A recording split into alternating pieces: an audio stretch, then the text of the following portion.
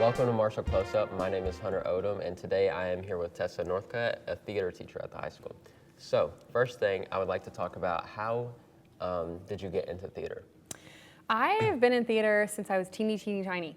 My mom was a theater major in college, and so she's always been a theater person. So when I was itty bitty, 5 years old, she was putting me in theater classes.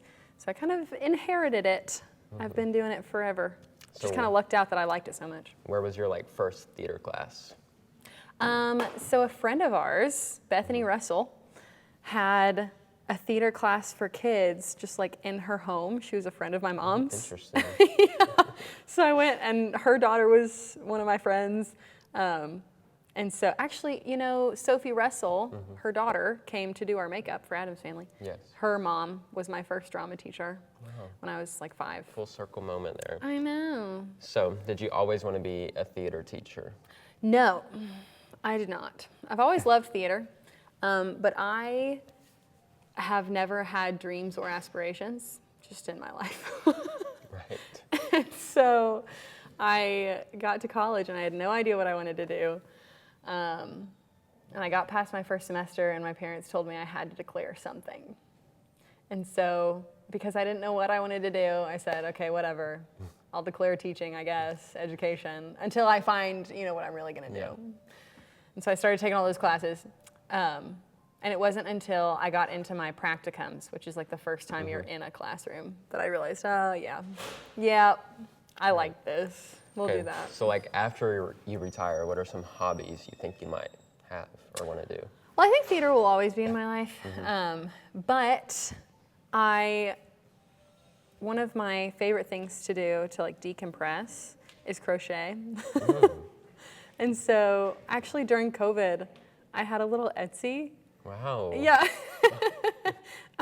It kind of took off. Goody. I made a lot of little crochet animal things during COVID. That's fun. That's fun. Yeah. And so I think I'm probably going to be a cute little old crochet grandma. Yeah, as you should. That's the vibe. Fun. That's fun. What is it like doing shows away from Marshall County? Like community theaters and Yeah. stuff? It's really fun. I like doing shows. I do shows at Playhouse in the Park quite a bit. I've done a little bit at Market House, and then a couple here and there, just kind of around. Yeah. But it's really fun. I like doing shows with a broader age range. It's really fun to work with people who act with children and then with their Adults, grandparents. That's fun to kind of make friendships across generations, and I don't know. And it's fun to see all the little actors, and they're real cute. Have you ever directed at a community theater or anything? Yes, I've directed quite a bit at Playhouse in the Park. And then, actually, before I started directing at the high school, I directed children's theater. That was the first little area that I did a lot in. They were cute. What actor got you into theater? My mom. Right. I don't know about got me into theater, but my biggest actor role model, I love her, is Carol Burnett. Yes. Do you know Carol Burnett? I know a little bit about her. Okay. The Carol Burnett show? Yeah. Yeah. Oh my gosh. She's a comedian, and her physical comedy is incredible. She can do anything. Yeah. I want to grow up to be just like her. That's a goal. My favorite. That's a goal. Yeah, truly. Okay, so how do you memorize all your lines in a show? Repetition. I usually wait until we've blocked it to start memorizing, because to me, the movement helps me remember what's going on. Looking at it right before bed, and then right when I wake up. I do that a lot. It's something about sleeping. Makes it stay in there. What is your favorite memory from one of the shows you've done?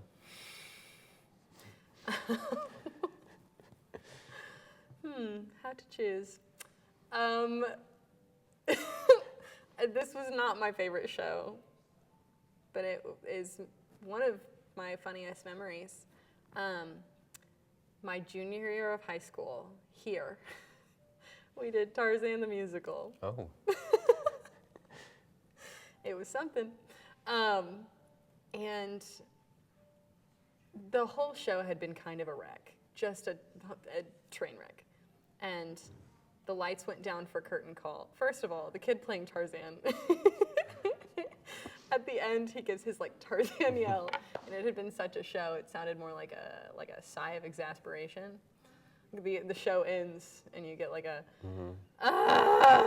you know, and that's how we all felt a little bit. And the lights go down, and I had to run from the top of the treehouse down the stairs to the opposite wing in the dark. And so I was making my way, just full sprint, and ran like through a rock prop. Oh. There was like a pile of rocks, and my shin hit it. I was bleeding, and I slammed down on the ground. The whole theater heard me face plant on the ground. Right. I was like 3 feet from the wing, and the lights came back up for curtain call, and I was face down on the floor. And I had to like stand up and scurry into the wing real fast. As you were bleeding. Right, yeah. Awesome. Okay. Yeah. Okay. So that's fun. Yeah, that sounds like a story right there. Yeah. How do you pick the shows for school each year? It's really hard. I send out a Google form every year just to see what the kids are interested in doing. And then I use that to see, you know, what are they excited about? What kinds of shows are they throwing out there? And then I look at what kids I have, you know? Usually I have to gauge how many guys I have in the department. Yeah. While I would love to do Newsies, do we have enough boys to do Newsies? Usually the answer is no. Yeah. So I think about the group of kids that I have right now to make sure that I pick a show that fits their skill set. I don't precast, do anything like that. Yeah. But I'm not going to pick a show that has, I don't know, that you need an acrobatic lead. Like, well, I don't have any acrobats. Yeah. So, yeah, it has a lot to do with my group right now. Like last year for Once Upon a Mattress, I noticed throughout Once Upon a Mattress that my ensemble was extremely expressive. They were all reacting. They were in it more than usual. And so when I went to look for a musical this year, I saw that Addams Family, the ensemble of ancestors are on stage all the time. They're really, really involved in the action, and they each have their own character. Yeah. So like the ensemble is showcased in this show more than others. Thought, well, right now I have the perfect group of kids for that. Yeah. So I really try to pick a show that's well suited to the group that I have at the moment. All right, and what is the most stressful part during the show? I'm gonna say the week right before Tech Week. Yeah, that's a stressful week. Tech Week feels like this most stressful, except that like, ideally, most of the work has been done. Yeah. It's just pulling everything together.